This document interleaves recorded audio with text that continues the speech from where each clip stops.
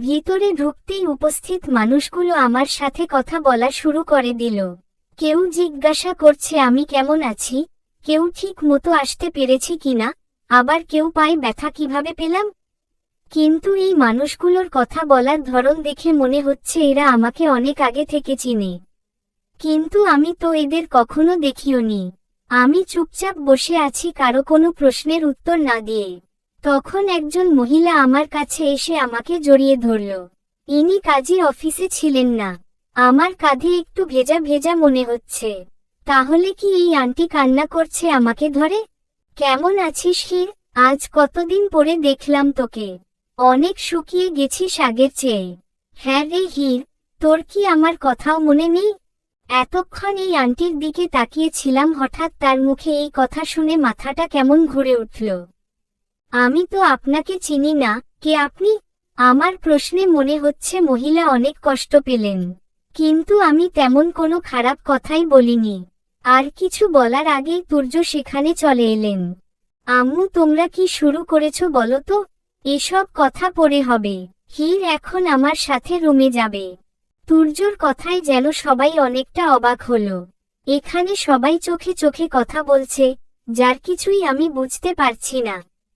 তুর্য আমাকে কোলে তুলে দুতলার একটা রুমে নিয়ে গেলেন। রুমটা বেশ বড়, মার্জিতভাবে সাজানো। তুর্য আমাকে বিছানায় বসিয়ে দিয়ে ওয়াশরুমে চলে গেলেন। আমি বসে বসে রুম দেখছি। ব্যালকনির কাচটা খোলা থাকায় হিমশীতল বাতাস ঢুকছে রুমে। খুব ভালো লাগছে, ইচ্ছে হচ্ছে একটু দাঁড়িয়ে থাকি ব্যালকনিতে। কিন্তু পায়ে ব্যথা করছে। ওয়াশরুমে পানির শব্দ কমে আসছে, হয়তো তুর্য বের হবে এখন। এই লোকটাকে আর সহ্য করতে পারছি না। এখনই আবার চোখাচোখি হবে তার সাথে। তাড়াতাড়ি করে শুয়ে পড়লাম, উদ্দেশ্য ঘুমানোর ভান ধরব।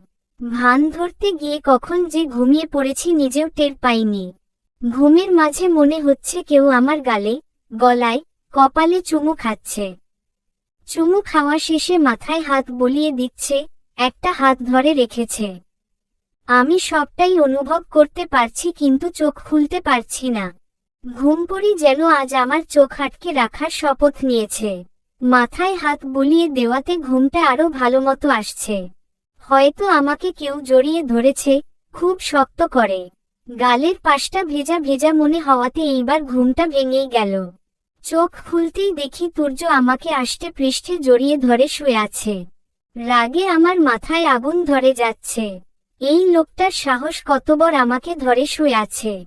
ধাক্কা দিয়ে তুর্যকে নিজের উপর থেকে সরালাম কিন্তু সে খাটের একদম কোনায় থাকাতে নিচে পড়ে গেল। নিচে পড়ে গিয়েই তুর্য আমার দিকে অগ্নিদৃষ্টিতে তাকালো। তুর্যর এই রূপটা দেখলে আমার ভীষণ ভয় হয়। ভয়ে জড়স্র হয়ে বসে আছি আমি। আর তুর্য সেই অগ্নিমূর্তি ধারণ করে আমার দিকে এগিয়ে আসছে। নিশ্চিত আমাকে মেরে ফেলবে এখন গলা টিপে। ভয়ে চোখ বন্ধ করে আছি কিন্তু তুর্য আমার গলা চেপে না ধরে আমাকে কোলে তুলে নিল। আমি অবাক না হয়ে পারলাম না।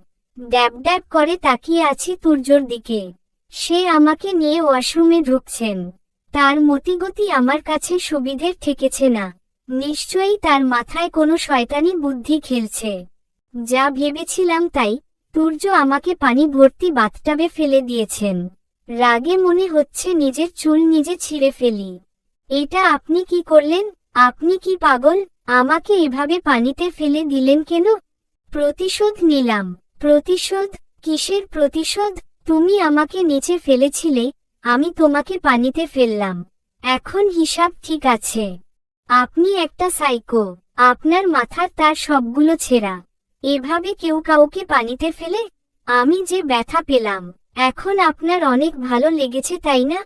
তোমাকে ফেলে ভালো না লাগলেও হিসাব বরাবর করে এখন অনেক ভালো লাগছে।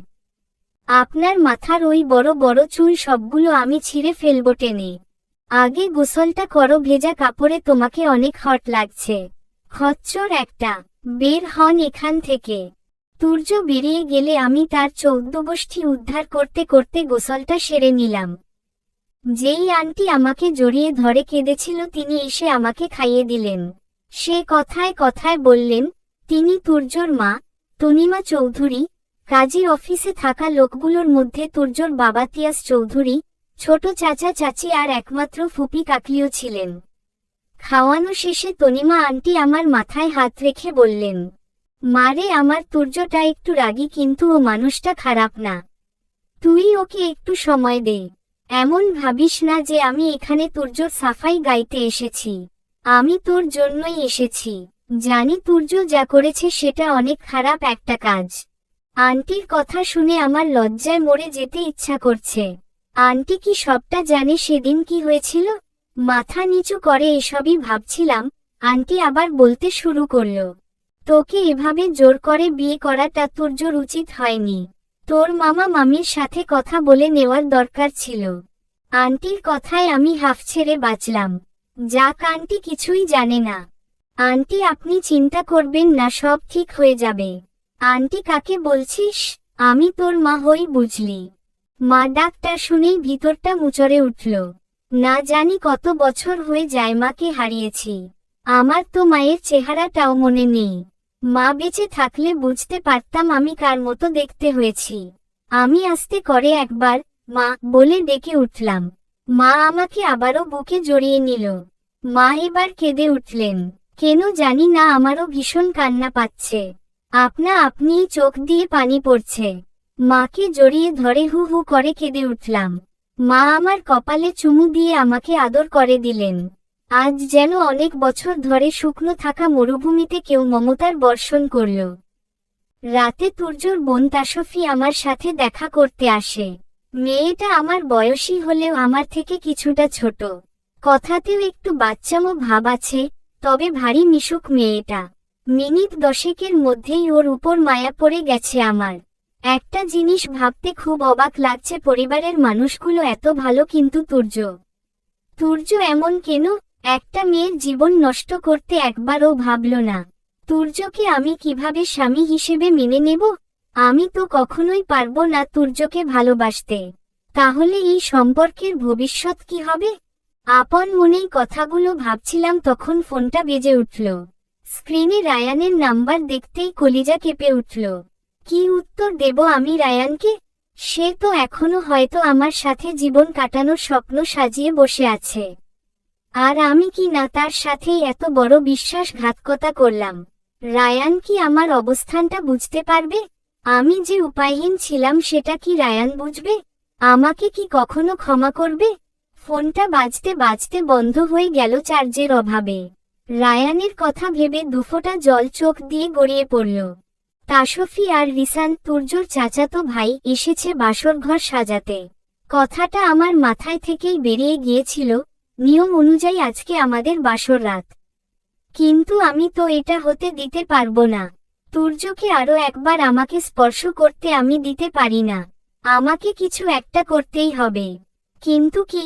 সেদিনও আমি তার শক্তির কাছে হেরে গিয়েছিলাম, আর আজ তো তার স্পর্শ বৈধ হবে। তাসফি এক প্রকার জোর করেই আমাকে একটা লাল শাড়ি পরিয়ে দিয়ে গেছে। বিছানার ঠিক মাঝ বরাবর বসে আমি চিন্তা করছি আর ঘামছি। এসি চালু আছে, তবুও প্রচণ্ড গরম লাগছে আমার। দরজায় খটখট শব্দ হচ্ছে, তার মানে তুর্য এসে গেছে। হার্টটা অসম্ভব দ্রুত বিট হচ্ছে, কিন্তু ভয় নেই। আজকে আমি প্রস্তুত। একটা ছুরি বাম হাতে নিয়েই বসে আছি। তুর্য আমার কাছে এলেই এক ঘা বসিয়ে দেব। তুর্য রুমে ঢুকতেই ওয়াশরুমে গেল, বেরিয়ে আমার কাছেই এগিয়ে আসছে। আর আমি ছুরিটা বারবার শক্ত করে ধরছি। আমার কাছে এসে আমার দিকে ঝুঁকে তুর্য আমাকে আচমকা জড়িয়ে ধরল। এভাবে জড়িয়ে ধরাতে আমি ঘাবড়ে গেলাম। তুর্যর হাত আমার হাত দুটো চেপে ধরে মুখটা আমার কানের কাছে এনে ফিসফিস করে বলল, ফল কাটার ছুরি দিয়ে মানুষ কাটা যায় না। তুর্যর কথায় আমি পুরোই বেকুব বনে গেছি। আমার হাতে ছুরি এই লোকটা কিভাবে জানল? চোখ দুটো বড় বড় করে তাকালাম তার দিকে। এরপরের বার কিচেন থেকে ধারালো ছুরি আনবা। তুমি তুর্য আহমেদের বউ, এই ফল কাটার ছুরি দিয়ে মানুষ কাটতে গেছো? এটা মানুষ শুনলে তো হেসে হেসেই মরে যাবে। Think something big you know. তুর্যর কথায় আমার গা জ্বলে যাচ্ছে। একে তো এত টর্চার, আবার এমন গা ঝালানো কথাবার্তা। আপনি কিভাবে জানলেন আমি ছুরি হাতে বসে আছি? এই ঘরের প্রতিটা জিনিস আমার মুখস্থ। ফলের ঝুড়িতে যখন ছুরিটা দেখতে পাইনি তখনই বুঝেছিলাম সেটা তোমার কাছে। আগে বললেই পারতেন, এত অভিনয়ের প্রয়োজন ছিল না। প্রতিনিয়ত অভিনয় করতে করতে এখন শুধু ওটাই করতে পারি। উনি কি বললেন কিছুই বুঝতে পারলাম না, কিন্তু রাগটা কমাতে পারছি না। এখন আমার একা থাকা দরকার। তাই বিছানা থেকে উঠে ব্যালকনিতে গিয়ে দাঁড়ালাম। মেকআপ এমনিতেও করিনি, আর চুলটা কোনোরকম খোপা করা ছিল যা খুলে গেছে। আমি চোখ বন্ধ করে দাঁড়িয়ে আছি। কিছুক্ষণ পর ঘাড়ে কারো গরম নিঃশ্বাস পড়ল। আমি জানি এটা তুর্যই। তার শরীরের ঘ্রাণটা খুব পরিচিত মনে হয় আমার। এর কারণ অবশ্য আমার জানা নেই। আমার ঘাড় থেকে চুলগুলো সরিয়ে দিয়ে তুর্য চুমু দিতে লাগল। আস্তে আস্তে তুর্যর হাত আমার পেটে বিচরণ করতে লাগল। রাগ কমার জায়গায় আরো বেড়ে গেল আমার। পিছনে ফিরেই তুর্যকে ধাক্কা দিয়ে ফেলে দিলাম। তুর্য আবারও সেই আহত দৃষ্টিতে তাকিয়ে আছে আমার দিকে। তার এই করুণ দৃষ্টি আমার মনে আঁচড় কাটছে। না, আমি দুর্বল হব না। এই অমানুষটাকে আমি কিছুতেই প্রশ্রয় দিতে পারি না। আপনি কোন সাহসে আমাকে স্পর্শ করেছেন? আপনার আমার উপর কোনো অধিকার নেই। আপনি আমার সাথে যা করেছেন এরপর ভাবলেন কি করে আমি আপনার সাথে এসব? ছি, সবাইকে নিজের মতো নোংরা মনে করেন তাই না? এতই যখন চাহিদা পতিতা পল্লীতে গেলেই তো পারেন। নাকি আমাকেও পতিতাই মনে হয়? একটা কথা মনে রাখবেন, যতবার আপনি আমার কাছে আসবেন প্রতিবার জোর করেই আসতে হবে। স্বইচ্ছায় আমি কখনোই আপনাকে কাছে আসতে দেব না। আমি কখনোই আপনাকে আমার স্বামীর মর্যাদা দিতে পারবো না। কখনোই পারবো না আপনাকে ভালোবাসতে। তুর্য একই দৃষ্টিতে আমার দিকে তাকিয়ে আছে।